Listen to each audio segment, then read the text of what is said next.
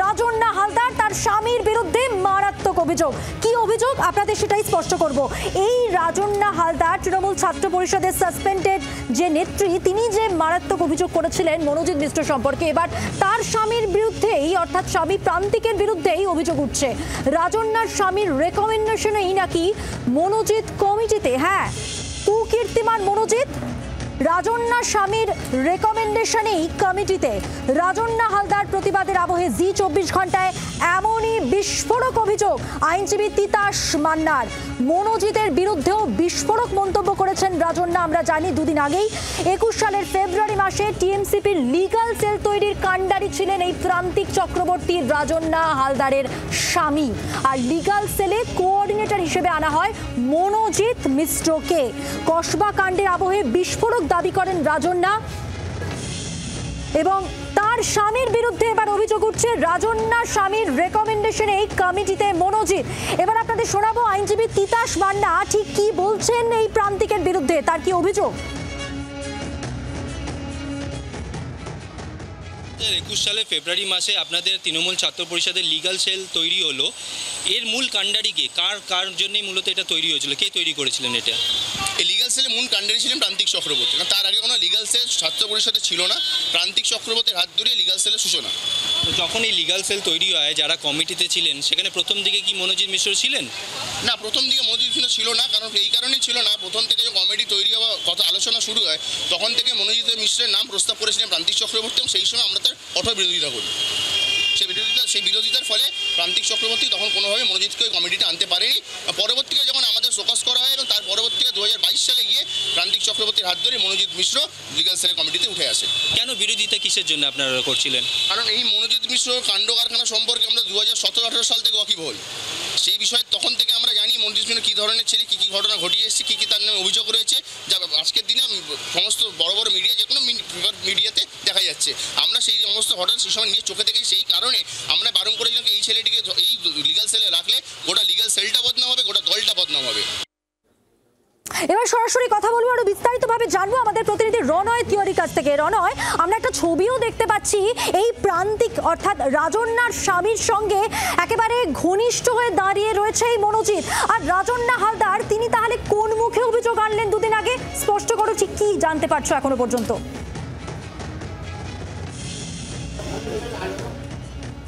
একদমই মধুবন্তী, তুমি জানো যে গত কয়েকদিন ধরে আমরা দেখতে পাচ্ছি রাজন্না হালদার তিনি বিস্ফোরক মন্তব্য করছেন এবং এই কসবা কাণ্ডের ঘটনার পর তিনি তার ফেসবুকেও পোস্ট করেছেন মনোজিৎ মিশ্রকে নিয়ে, এবং দেখা যাচ্ছে এই মনোজিৎ মিশ্রর সঙ্গে একসময় ঘনিষ্ঠতা ছিল এই প্রান্তিক চক্রবর্তীকে রাজন্না হালদারের স্বামী প্রান্তিক চক্রবর্তী, এবং তার বিরুদ্ধে কিন্তু ঘোরতর অভিযোগ।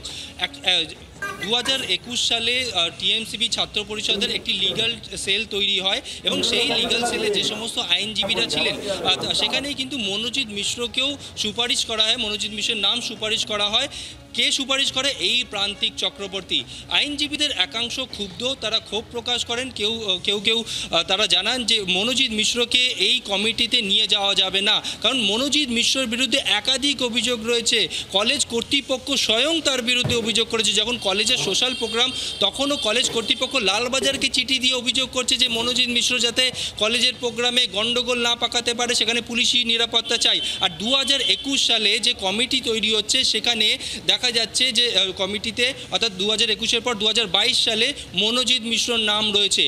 আইনজীবী তিতাস মান্না অভিযোগ করছেন যে তাদের আইনজীবীদের একাংশ এই মনোজিৎ মিশ্রর নাম যখন ওঠে তখন তারা প্রতিবাদ জানান যে মনোজিৎ মিশ্রকে এই কমিটিতে কোনো মতেই রাখা যাবে না, কারণ তার বিরুদ্ধে একাধিক অভিযোগ রয়েছে। কোনো ছাত্রীকে শিলতানি করা, কোনো ছাত্রকে মারধর করা, এমনকি কলেজেও ভাঙচুর করার মতন ঘটনা তার বিরুদ্ধে রয়েছে। অর্থাৎ একটা বা দুটো অভিযোগ নয়, শহরের বিভিন্ন প্রান্তে বেশ কয়েকটি থানাতেও তার বিরুদ্ধে অভিযোগ রয়েছে।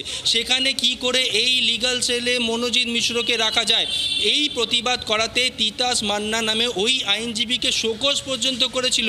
শোকজ কে করেছিল? এই প্রান্তিক চক্রবর্তী, তিনি শোকজ করেছিলেন। কি কারণে শোকজ? মনোজিৎ মিশ্রের জন্যই কি শোকজ? সেখানে কিন্তু কোনো নাম ছিল না। এই বিষয়ে জানতে চান ওই তিতাস মান্না, তিনি জানতে চেয়েছিলেন যে কী জন্যে তাকে শোকজ করা হয়েছিল, তার কোনো সদুত্তর মেলেনি বলেও অভিযোগ। তবে এই বিষয়ে কিন্তু আমরা এই প্রান্তিক প্রান্তিক চক্রবর্তীর সঙ্গে কথা বলেছি। তিনি বলছেন 2021-এর কমিটিতে ছিল না, কিন্তু 2022-এর কমিটিতে মনোজিৎ মিশ্র ছিল কি না সেই বিষয়ে তিনি মনে করতে পারছেন না। একাধিক মারাত্মক অভিযোগ সামনে আসছে, আমরা একটু শুনে নেব এই কসবা কাণ্ডের আবহে মনোজিৎ মিশ্রের বিরুদ্ধে ঠিক কি অভিযোগ ছিল রাজন্না হালদারের। দেখুন, তৃণমূল ছাত্র পরিষদের মধ্যে অনেক মনোজিৎ মিশ্ররা রয়েছে, সেই বক্তব্যের পরিপ্রেক্ষিতে আমি এটাই তুলে ধরেছি যে আমার সঙ্গে এই মনোজিৎ মিশ্রের মতোই কিছু দাদারা আমার এআই করা নুড ছবি তারা নিজেরা বানাতে পারে, বা তারা সেই এআই করা নুড ছবি তাদের জুনিয়র ভাইদেরকে ডেকে ডেকে ডেকে ডেকে দেখাতো। আর সব থেকে দুঃখের বিষয়, এই জুনিয়র ভাইরাই পরবর্তী ক্ষেত্রে প্রান্তিককে এসে বলে এবং প্রান্তিক আমাকে বলে। তা আমি এইটাই বোঝাতে চাইছি যে এই যে এআই করা নুড ছবি, এটা তো তার সহকর্মীর যোগ্যতাকে ঢেকে দেওয়ার মনোভাব না। এই রাজন্না হালদার কোন মুখে অভিযোগ জানাচ্ছেন, এত কথা বলছেন, যেখানে কমিটিতে মনোজিৎ মিশ্রকে তার স্বামী প্রান্তিক চক্রবর্তী এনেছিলেন, যুক্ত করেছিলেন, এবং তিতাস মান্না আইনজীবী যখন প্রতিবাদ করেন তাকে শোকজ করেন এই প্রান্তিক চক্রবর্তী। এবার প্রান্তিক চক্রবর্তী কি বলছেন তার সাফাইয়ে দেখুন।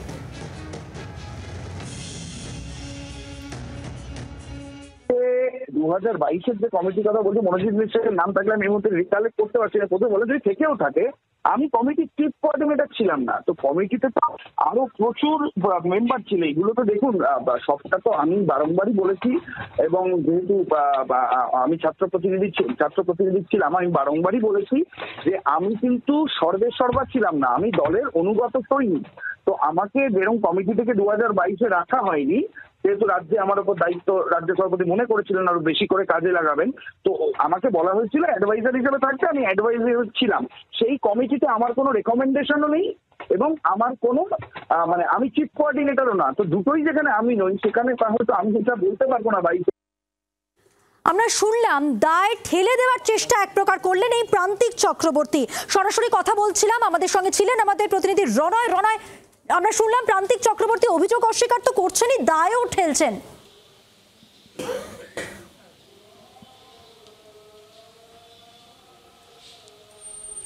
একদমই মধুবন্তী, এখন তিনি কিন্তু অস্বীকার করছেন। তিনি বলছেন যে 2022 সালে মনোজিৎ মিশ্র আদৌ কমিটিতে ছিল কিনা তিনি মনে করতে পারছেন না, অর্থাৎ তার মনে নেই। অথচ তিনি বলছেন তার কাছে সমস্ত ডকুমেন্টস রয়েছে, কবে এই সেল তৈরি হয় সেই ডকুমেন্টস তার কাছে রয়েছে, 22-এর ডকুমেন্টস তার কাছে রয়েছে। 22-এর ডকুমেন্টস যদি তার কাছে থেকেই থাকে, সেখানে তো জল করে রয়েছে মনোজিৎ মিশ্রর নাম।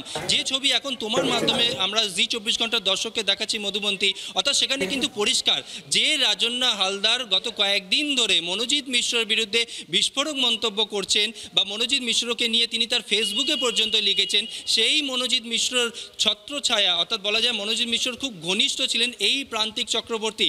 কারণ যে তথ্য আমাদের হাতে এসছে, এবং যেখানে তিতাস মান্না নামে যে আইনজীবী অভিযোগ করছেন যে প্রান্তিক চক্রবর্তী কিন্তু তাদের এই সেলে মনোজিৎ মিশ্রকে নিয়ে আসে, যেখানে আইনজীবীরা বারবার প্রতিবাদ করেছিলেন যে মনোজিৎ মিশ্র, যার বিরুদ্ধে একাধিক অভিযোগ রয়েছে, যেখানে ছাত্রীদের শিলতানি করেছে, যেখানে ছাত্রদের মারধর করেছে, কলেজেও তার বদনাম রয়েছে, অর্থাৎ কোনো সুনাম নেই, সেখানে কি করে মনোজিৎ মিশ্রের মতন একজন ছেলেকে এই সেলে রাখা যায়।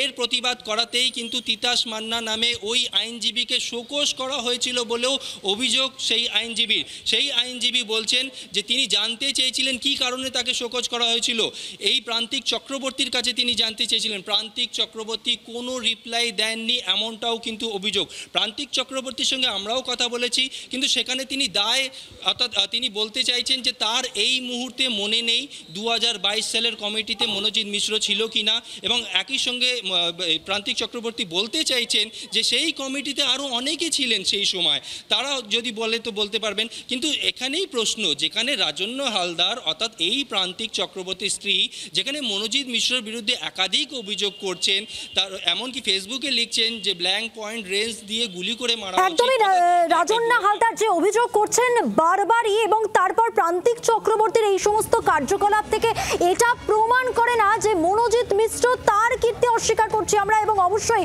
তার যে সমস্ত কীর্তি কুকীর্তি বলা যেতে পারে একেবারে ঘৃণ্য, এমনটাই জি24 ঘন্টা প্রথম থেকেই বলে আসছে। কিন্তু আজ প্রান্তিক চক্রবর্তী সম্পর্কে যে অভিযোগ সামনে এলো তা আরো একবার এই প্রশ্নই তুলে দিল যে রাজন্না হালদার কোন মুখে এত সব প্রসঙ্গ তোলেন এবং এত অভিযোগ করেন। আমরা শুনে নেব এই রাজন্না হালদার যে অভিযোগ করেছিলেন অভিযুক্ত মনোজিৎ মিশ্র সম্পর্কে, সেই অভিযোগের ভিত্তিতে কি বলেছেন শতাব্দী রায় এবং সায়ন্তিকা বন্দ্যোপাধ্যায়। দেখুন। এতদিন পরে মনে হয়েছে, তাই এতদিন পরে বলছে। সেটা কেন বলছে ওই জানবে, এবং এতদিন কেন বলেনি সেটাও ওই নিশ্চয়ই জানে ভালো করে।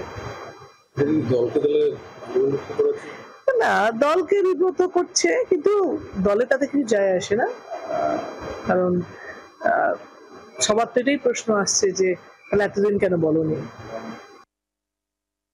Definitely Rajanna is a strong voice, there is no doubt on that, but এই স্ট্রং ভয়েসটা সেই সময় কেন হয়নি যখন ও ক্ষমতায় ছিল, মানে ও প্রেসিডেন্ট ছিল বা একটা ইউনিটের দায়িত্বে ছিল, সেই সময় তো ওর পাওয়ার রয়েছে, সেই সময় কেন প্রতিবাদটা এত স্ট্রংভাবে হয়নি? 2 বছর পর 3 বছর পর যখন এই ধরনের, অবশ্যই দল কন্ডেম করছে, মনোজিৎ হোক, শিলাজিৎ হোক, বিশ্বজিৎ হোক, যেই হোক অন্যায় করবে শাস্তি পাবে, যা কোর্ট শাস্তি দেবে, কোর্টের নির্দেশ অনুযায়ী তোমার শাস্তি হবে, বহিষ্কার করা হবে দল থেকে, 0 টলারেন্স। কিন্তু এই সময় ভয়েসটা স্ট্রং হচ্ছে তোমার এত কেন, তখন কেন হয়নি?